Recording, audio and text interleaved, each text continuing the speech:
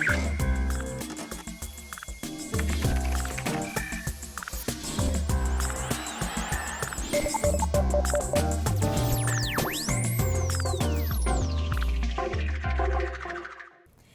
é diretor teatral, preparador de elenco para o cinema e para a TV e conhecido pela sua gentileza e sensibilidade com os atores. Eu tenho o prazer de receber aqui no estúdio do Revista, Sérgio Pena. Querido, muito obrigada por você ter vindo. Eu queria que a gente começasse falando sobre a preparação de elenco. O que você faz? Como você definiria o seu trabalho de preparação de elenco? É assim, caso a caso, eu às vezes também não sei exatamente o que eu faço. Mas eu procuro estar do lado dos atores exatamente nesse trabalho de estudo, de pesquisa, de mergulho, de compreensão da dramaturgia e das personagens, né? Então, é uma profissão muito solitária, você sabe disso. E acho que há algumas coisas que devem ser solitárias e manter-se solitárias. Acho que há algumas descobertas, algumas coisas que vêm à tona durante o processo e que o ator tem que viver sozinho. Então eu procuro também não invadir muito e nem entrar muito em determinadas questões que realmente cabem ao ator. Mas ao mesmo tempo eu procuro estar o máximo do lado dele. E também, no caso, fazendo uma ponte com a direção, não é? Com a obra como um todo. Então eu converso muito com o diretor, eu procuro entender muito que história que ele vai contar, como ele vai contar, as emoções, as questões dramáticas que estão em jogo, para eu estar do lado do ator e a gente poder contar essa história juntos. Porque aí tem processos diferentes, né? Dependendo do tipo de trabalho que você está fazendo, Exatamente. se é na TV, se é no cinema. Exato. E do tipo de história, do gênero Exato. da história, você tem um tipo de abordagem diferente, assim? Acho que sim. Eu sou guiado, na verdade, pela dramaturgia e pelas personagens. Eu só faço as coisas, ou invento coisas, ou vou atrás em pesquisa de campo, ou em desdobramentos que os atores precisam descobrir, territórios que precisam ser acessados, mas sempre por conta das personagens. Sim. Então, a personagem é que nos leva, e eu procuro estar sempre muito aberto. Eu acho que a gente precisa estar sempre zerado, ou procurando ficar vazio no bom sentido, né? No grande sentido, para você ser preenchido, para você ser tocado. Então, primeiro, as personagens me tocam, a história me toca, pronto, ok. Eu estou tocado, eu estou mexido, eu estou sensibilizado com aquilo, me apaixono pelos personagens. A partir daí surge o elenco. Então, os atores também são muito diferentes, eles têm questões diferentes, eles têm trabalhos diferentes, histórias diferentes até ali. Então eu tenho que escutar a personagem, tenho que escutar o ator, tenho que escutar o diretor e aí sugerir algumas coisas e criar uma espécie de pacto conjunto. Eu gosto muito do trabalho coletivo. Eu acho que o cinema, o teatro e mesmo também na televisão permite isso. Eu acho que nós artistas, você vê paradoxalmente uma profissão solitária e que tem suas regras da solidão, mas ao mesmo tempo é uma grande oportunidade de troca.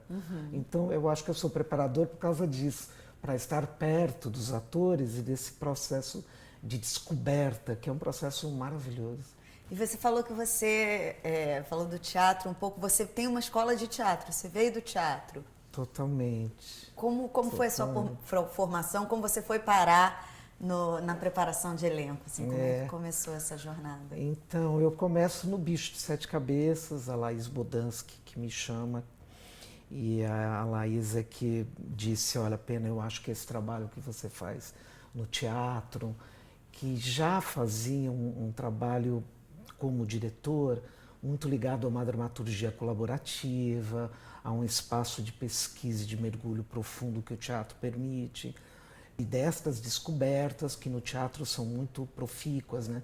Você realmente constrói um espetáculo muito com o ator presente nos ensaios, né? Você descobre camadas na dramaturgia. Acho que o grande exercício para o ator, eu acho que sempre será o teatro. E eu venho de lá, mas eu tinha essa coisa da criação coletiva, do ator-autor. Então as minhas companhias trabalhavam muito com dança, música, circo, e o ator sempre disponibilizando o seu corpo, sua mente, o seu coração para um processo. Quando a Laís viu alguns espetáculos e a gente já se conhecia antes, ela falou, por que não no cinema? Eu tenho um tema tão difícil, um tema que a gente... super específico, né? E um tema que ela sabia da profundidade, ela sabia de quase um enigma, que era penetrar na mente humana e descobrir as questões que envolvem um paciente psiquiátrico, que envolve uma pessoa diferente de nós, e uma pessoa com questões tão delicadas e profundas, demasiadamente humanas, né? Então a gente não podia correr o risco de nenhuma caricatura e de nenhuma superficialidade. Então ela me convidou para fazer um mergulho junto do elenco para a gente descobrir esse mundo, guiados pelo livro, né, do Astrogésilo Carrano, que é um livro de um depoimento, né, pessoal. Ele passou uma temporada no inferno e contou isso. E a partir daí a Laís percebe que talvez esse trabalho que eu já fazia no teatro podia ser desenvolvido também no cinema. E depois foi uma grande, eu não digo uma surpresa, porque durante o trabalho você vai percebendo, mas a gente compreendeu a dimensão do cinema quando você vê que todos os detalhes e todas as sutilezas e todas as nuances que estavam no processo ficaram no resultado. Isso é maravilhoso. Maravilhoso. Então eu descobri que realmente eu podia fazer cinema, eu podia colaborar. A Laís descobriu que ela podia fazer um cinema que dialogasse com o grande público, mas que fosse extremamente profundo e que fosse contundente, que fosse um trabalho realmente artístico, né, de mergulho. Então acho que foi a primeira grande parceria, a primeira grande troca foi com a Laís Bodansky. E aí, em consequência, com o Rodrigo Santoro também, que é uma figura com a qual você vem trabalhando durante muitos anos. São aí 15 Fala um pouco aí anos. dessa parceria. A gente é hoje também muito amigo, né? Por conta dessa jornada, né? Essa profissão, ela nos permite, por conta das histórias e das personagens, descobrir muita coisa acerca do mundo, do ser humano, da gente, né? Das relações. E eu tive a oportunidade de, sei lá, trabalhar em 30, 40 filmes com o Rodrigo, trabalhos aqui, fora do país. Então, a gente vai conhecendo as histórias, a gente vai conhecendo os personagens e a gente vai se disponibilizando. Você ser o outro é uma tarefa que exige, por isso que os atores precisam ter seu tempo, precisam ter seu cuidado, porque também essa coisa de se esvaziar para deixar o outro, né, para ser penetrado pelo outro. E eu conheci justamente o Rodrigo na época do Bicho, de Sete Cabeças, e primeira vez... passagem, ele faz lindamente, é um primor o trabalho dele. Lindamente. O Paulo Autran, né, que sugere o Rodrigo para a Laís, por conta do trabalho naquela série Hilda Furacão. Hilda Furacão, exato. E aí, a primeira conversa que eu tive com o Rodrigo, eu perguntei para ele, mas o que mais te mexeu? Qual era a questão do Hilda e do Frei Malthus, né? E ele diz assim, a dúvida entre a carne e o espírito. Aquele foi tão bonito, eu fui almoçar falando. Eu acho que eu gostei desse cara, porque realmente era uma questão forte. Então, acho que a gente se identifica também muito na busca, a gente não se contenta enquanto a gente não for efetivamente tocado pela alegria ou pela angústia primordial da personagem. Sim. A gente, tendo grandes personagens, enquanto você não desiste, e esse é a grande questão, né, do trabalho, quanto mais fundo você vai, mais depois fica gostoso, prazeroso e confortável você fazer, porque você vai de encontro à verdade da personagem. Claro. E se você estiver disponível, se você estiver aberto, porque mexe com questões suas internas muito grandes. Mas aí acho que essa parceria nasceu um pouco entre a dúvida, entre a carne e o espírito. A partir daí a gente teve várias dúvidas e vários desafios e a gente foi enfrentando um a um. Agora tudo veio muito do Bicho, né? O Bicho foi uma experiência avassaladora mesmo. e a gente compreendeu que nós tínhamos ali o início de uma parceria. E você acha que é mais fácil trabalhar com o mesmo ator ao longo do tempo? Não mais fácil, a pergunta não é essa, assim. Você cria uma série de códigos, eu acho, por conta de você conhecê-lo mais e aí vocês terem uma amizade. E aí talvez algumas coisas já venham num olhar, já venham numa intuição, assim.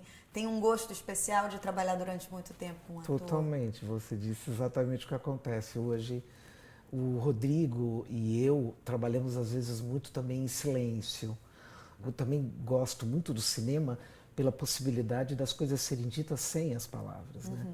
Eu vejo muito a personagem, eu dentro de nascendo, criando-se ali um pacto com o ator, né? No silêncio, naquilo que não é dito, né? Quando o ator está só andando na rua, andando na praia, ou encostado numa sala, ou almoçando e jantando num canto, e quando você vê que lá está a personagem, que ele está pensando, que ele está sentindo as questões do personagem, mas não está dizendo nada. Não está em cena. O ator fora de cena com o personagem é uma delícia. O Rodrigo, a gente gosta muito de trabalhar nesse nível de pesquisa também. Então a gente, por exemplo, quando fizemos Tchê, né, parte 1, parte 2, que era um grande desafio, uma personagem que não era muito grande, mas era... Tinha uma importância na trama, né? Irmão de Fidel, era o atual presidente de Cuba, e muito amigo, né, numa função importantíssima dentro daquela trupe da Revolução Cubana. E aí nós fomos a Cuba, né? A gente foi, mas a gente não foi exatamente para improvisar, para pesquisar, não, a gente foi para andar para Havana Velha.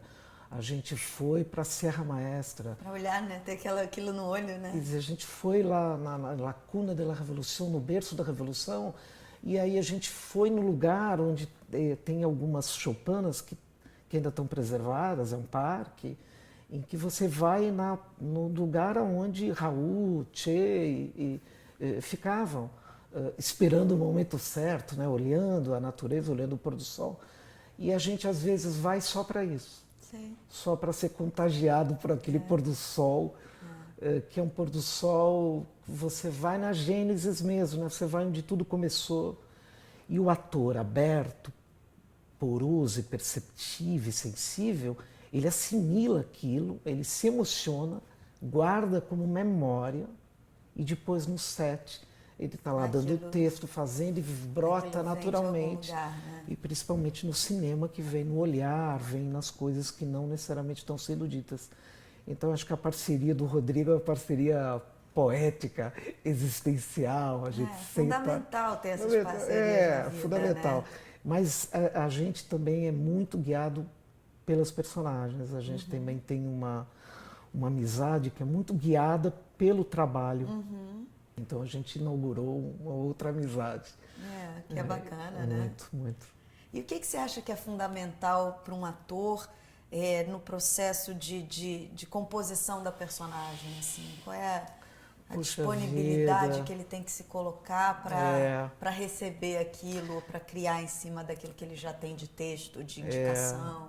Eu acho que são dois movimentos fundamentais. Um deles é disponibilizar-se, permitir-se, né, ser efetivamente tocado e mexido por alguém, por uma história, por uma outra história. E isso já requer um trabalho interno muito grande, porque você tem suas defesas, você tem julgamentos, e o ator tem que tentar ficar livre disso tudo. É quase um exercício zen, é quase um exercício de meditação e de disponibilidade interna. Eu estou falando uma disponibilidade interna profunda mesmo, né?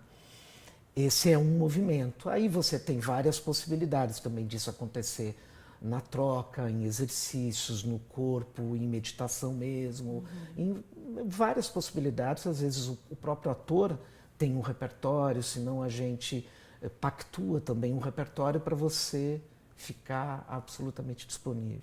Acho que o outro movimento que você tem que fazer é um movimento de compreensão daquela história, de estudo da personagem. Então tem o primeiro movimento que é racional e que é de estudo, estudo para você passar pelo texto, pelos subtextos, pelo sub, e isso quer dizer também a visão do diretor, isso quer dizer uma relação muito grande com a realidade, se há uma realidade que a dramaturgia está pedindo, que a sua personagem viveu. Então acho que tem uma parte de pesquisa que a gente avança bastante para compreender o mundo daquela personagem, por que ela pensa daquela maneira e por que ela sente as coisas daquela maneira. Isso me parece fundamental, é um estudo absolutamente aprofundado. E depois você parte para sentir, né? Você parte para se abrir para o jogo, para tentar ser a personagem, para experimentar a personagem no seu corpo, experimentar ela nas suas reações. E aí é um exercício lindo, porque às vezes sou eu, essa profissão que você sabe muito bem, às vezes sou eu, às vezes é a personagem, às vezes a personagem é mais. E aí é um exercício delicado que você faz até você começar a sair com a sua personagem, a namorar, a fazer as coisas de personagem, a você viver a vida de personagem, né? Tem um verbo cunhado pelo Fernando Pessoa, que é um maluco lindo desses que ficam como referência para a gente, né? O Pessoa inventa um verbo que é outrar. Então, é um verbo do ator. É o nosso exercício, é o nosso verbo, né? É. Então, o verbo do ator. O ator precisa outrar. Então, eu outro, tu outras, ele outra, nós outramos, vós outrais, eles outram. Mas a primeira conjugação é linda. Eu, outro. É lindo, é. E, paradoxalmente, ou você mergulhando na história, quanto mais eu outro, mais eu mesmo. Que bonito. E, de alguma maneira, essa acho que é a profissão, né? A profissão, você fica sempre... sempre... Um exercício de alargamento mesmo do olhar, né? Total, total. E ser o outro mesmo, emprestar suas emoções, confundir-se, não ter medo dessa confusão. E depois ter a lucidez e ter o controle dessa confusão. Saber voltar, né? Saber voltar. Que é o que a gente estava falando dos não atores, né? Perfeito. Da dificuldade de você pegar uma pessoa que não tem, né, ainda um instrumental para lidar com aquela situação e jogar ela num mundo de ficção. Há algumas dramaturgias que pedem, a gente mesmo anteriormente conversou um pouco sobre algumas experiências no Antônia com a Tata Amaral, que é uma outra cineasta também muito parceira e que fizemos trabalho juntos com muita profundidade também no universo feminino lá na periferia de São Paulo.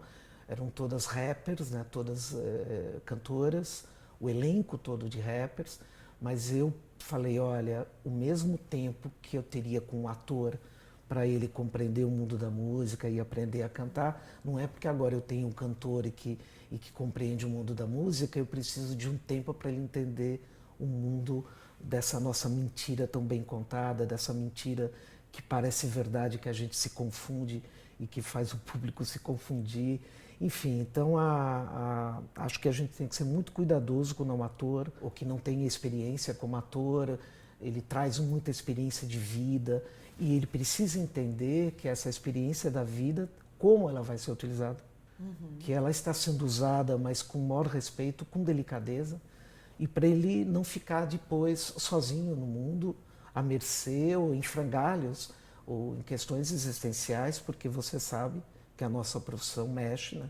A ficção e a realidade tem parâmetros tênues, né? Tem tangenciamentos tênues e que a gente tem que sempre estar muito preparado como ator para invadir outros mundos e a ficção, e o não ator também, né? Ele precisa ser muito cuidado, ele precisa compreender esse jogo que ele está entrando, até para depois ele falar, legal, foi boa essa experiência, entendi, mas agora eu vou voltar para a minha vida de sorveteiro lá da barraquinha do Leblon. Mas, de certa forma, no Antônia e também no Gonzaga, né? Que você sem preparou dúvida, o Xambinho do acordeão, que lindo, que nunca tinha feito nada. Mas são figuras que, de certa forma, já flertam com a arte. É verdade. Né? O Xambinho como músico, os rappers também.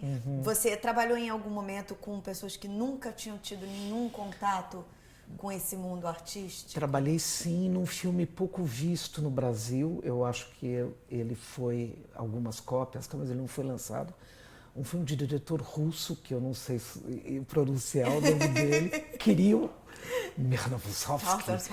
Mas o Kirill, o grande figura, ele tinha feito, junto com alguns artistas brasileiros, o curso em Nova York, e apaixonado pelo Brasil, faz um filme em Bahia Formosa, um filme que tem Chico Dias, que tem Felipe Hagensen, que tem uma galera, mas fundamentalmente um trabalho com caiçaras, um trabalho com pescadores. A alma do filme era a história que ele queria contar, uma história de amor vivida por um garoto, por um pescador de 19 anos e de uma menina que, na verdade, tem um triângulo com um rapaz que dirigia buggy, que fazia o Philip Hagens, que é um pouco algumas questões que o turismo e que essas pequenas comunidades vivem, né? Surgem outros galãs. Antigamente a menina só se apaixonava pelo pescador, mas depois surgem outras possibilidades. E aí forma-se um pequeno triângulo, uma história muito interessante, muito sensível. E aí nós tivemos o desafio, acho que foi tudo também da escolha, sabe? A gente também fez uma série de trabalhos, de workshops, que duraram várias semanas em Bahia Formosa, para a gente descobrir essas pessoas. E esse rapaz, lá eles têm pesca da lagosta, uma pesca que eles ficam muito tempo fora, pescas grandes quando eles vão para alto mar. Não aparecia o jovem menino. E aí, de repente, a gente soube, tá chegando uma leva de pescadores. Então a gente foi para comprar o peixe fresco e também para descobrir novos atores. E chega esse rapaz lindo, maravilhoso, com o olhar do mar, com o olhar doce e ao mesmo tempo cheio dos enigmas do mar. E ele veio no dia seguinte, topou fazer um teste, uma conversa, a menina nós já tínhamos, e aí foi uma coisa linda. Mas sempre, de novo, com muito cuidado, com muita delicadeza, e depois o processo todo dele entender que se tratava de uma história feita a partir deles e que por isso a importância e quase que a necessidade vital que o filme tinha de ser ele. Sim. E aí ele compreendeu muito, e ele também, como também o filme trabalhava, e eu gostava de trabalhar, por exemplo, muito em silêncio, fui com ele para o mar, fui com ele pescar, fui com ele sentir coisas, e quando a gente voltou ele trazia aquilo, enfim. Na bagagem. Foi uma delicada mistura entre a ficção e a realidade, mas de novo, é uma questão de... tudo é possível, sabe? Acho que os produtos, né, assim, as obras estão aí livres e a gente tem que contar as histórias. Mas eu acho que a gente tem que sempre cuidar do ser humano. É verdade. A gente está buscando felicidade, a gente sempre quer ser amado, a gente tem a nossa vida. E essa vida eu acho que é fundamental que a gente preserve. É verdade. E aí você vem de uma trajetória de processos super aprofundados do cinema, que você tem essa experiência do tempo dilatado. É verdade. E você agora está trabalhando bastante na televisão também. Como é essa possibilidade de poder trazer todo esse referencial, todo esse seu trabalho tão cuidadoso, tão delicado, para esse universo frenético da televisão, onde tudo é para ontem? São parcerias que você encontrou que tem esse mesmo olhar? Sem dúvida. O que tornou isso possível? Acho que são vários aspectos. Eu vou dar um exemplo para você entender logo de saída. Estava fazendo um dos primeiros trabalhos meus com o Mauro Mendonça, que é um parceiro efetivo. Estamos agora no 4º trabalho juntos. Estávamos fazendo Gabriela e me encontro com a Juliana Paz e a gente se olha e ela fala, e a gente sabia que nós já tínhamos uma Gabriela, já estava resolvida, linda, maravilhosa, uma mulher incrível, só que a gente precisava da sertaneja. Se você vai ler o Jorge Amado e se você procura se aprofundar em quem é a Gabriela, ela é uma retirante, solitária, que perde a família, que vem, e que se não fosse o olhar generoso e gentil do Nassib, ela estaria lá no mercado de escravos, ali no mercado em Ilhéus. Então a gente conversou com a direção da emissora, num pacto com a própria atriz, com o diretor, e eu e ela fomos para o interior da Bahia para fazer uma pesquisa sobre uma retirante nordestina. Então, quando eu senti que isso era possível, Vendo a televisão. eu Yes! fiquei exatamente, eu fiquei mais feliz. Eu falei, olha, É uma mudança de paradigma, está mesmo, acontecendo. Então, a atriz faz o movimento, o diretor percebe, a produção entende e eu, dentro da proposta, fico realmente muito respeitado, né? Então, também quando eles me chamam, eles já me chamam com este olhar que vem do cinema, Sim. buscando que eu possa contribuir efetivamente. Acho que ao lado disso, então, a primeira questão é a dramaturgia, a possibilidade desse trabalho e a parceria com os atores. Então, a Juliana topar com recém-mamãe e ela fala, não, eu vou, e é importante, ou seja, ela acredita que mesmo numa novela, mesmo em tudo, que aquele olhar, que aquele calor, que a temperatura, que as questões que ela ia apreender como memória, que seriam fundamentais para a novela. Ela entende. Ela vai, topa. Então essa é a primeira parceria. Depois, com o diretor, né, que a gente percebe que ele está querendo isso, que ele vai filmar ou vai gravar permitindo espaços de solidão, permitindo espaços fora do texto verbal. Ele já tem, né, já era um horário, e a própria dramaturgia, na hora de ser filmada, na hora de virar produto, já havia um exercício na direção de fotografia, já havia todo um cuidado. Então, é um conjunto de fatores, não é, que se junta, e aí depois o próprio diálogo com o autor, que percebe que também quando o seu ator faz um trabalho dele, as dimensões da sua personagem vêm mais à tona. Então todo mundo passa a se interessar por esse processo, mas é um processo do ator, você entende? Então, de novo, o teatro, o ator-autor.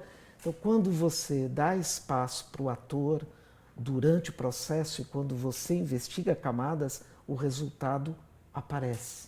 O ator contribui justamente com essas questões todas internas que são a grande prazer, a grande delícia, né, de atuar, é quando você tem oportunidade e tempo para emocionar as pessoas, né, não só verbalmente ou em cenas de maior contundência dramática e às vezes no silêncio, nas coisas que não são exatamente explicitadas, né, essa coisa mais implícita e sutil. E aí é o que eu sinto que as outras parcerias que eu tive com o Mauro permitiram isso, né?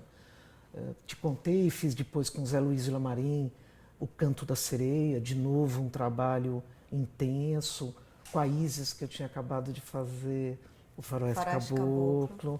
Então é um movimento dos atores, a minha chegada e um movimento de toda a equipe.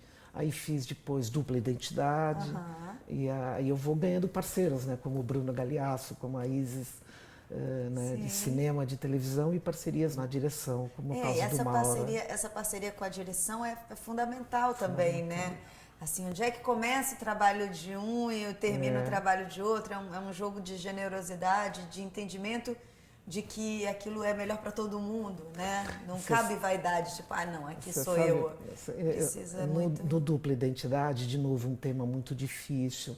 A Glória sabendo que estava entrando numa seara muito delicada das questões humanas, de novo, a mente, territórios sombrios ou proibidos da mente humana que a gente teve que acessar, entender e trazer com muita sensibilidade, ao mesmo tempo não tendo medo de fazer o que precisava ser feito, de tocar nos pontos. Mas o Maurinho, ele já tinha a mim na equipe. Aí ele chama o Gustavo Adba, diretor de fotografia do Faroeste Caboclo. Aí ele chama o maquiador, o diretor de arte, a equipe do Faroeste Caboclo. Então o que ele faz? Ele traz um pouco do cinema para a TV. A linguagem das 11 horas também já permitia planos mais longos, já permitia um tipo de contar a história de uma maneira em que valoriza, né, esse trabalho mais subjetivo do ator. Então é uma conjunção de fatores e culminou num trabalho espetacular do Bruno Galeasso, que conseguiu mostrar toda a crueldade, a perversidade e a obsessão, a complexidade da personagem de uma maneira extremamente sutil, praticamente tudo no olhar, sem dizer praticamente nada, sem virar um assassino. Ele era um assassino em série, que tinha manias e perversidades terríveis, né? E que sentia prazer em ser o Deus, em ser poderoso, em tirar as vidas humanas. Existem pessoas difícil, né? que Duro, né? é duro, mas a gente de novo conseguiu sair de qualquer caricatura, de qualquer eu vou te pegar e te estrangular, muito pelo contrário, né? Um cara que não dava nenhuma bandeira, mas internamente tinha, e ele assustava, né? Ele, do jeito bonitinho e tudo, ele conseguiu assustar as pessoas e conseguiu, a gente conseguiu contar aquela história. Então, a gente fez um pouquinho de cinema. Com certeza. Entendeu? A gente fez um pouquinho de cinema na televisão, e isso é muito bom. Ou uma televisão que se abre. Eu acho que não é bem só a questão do cinema e da televisão.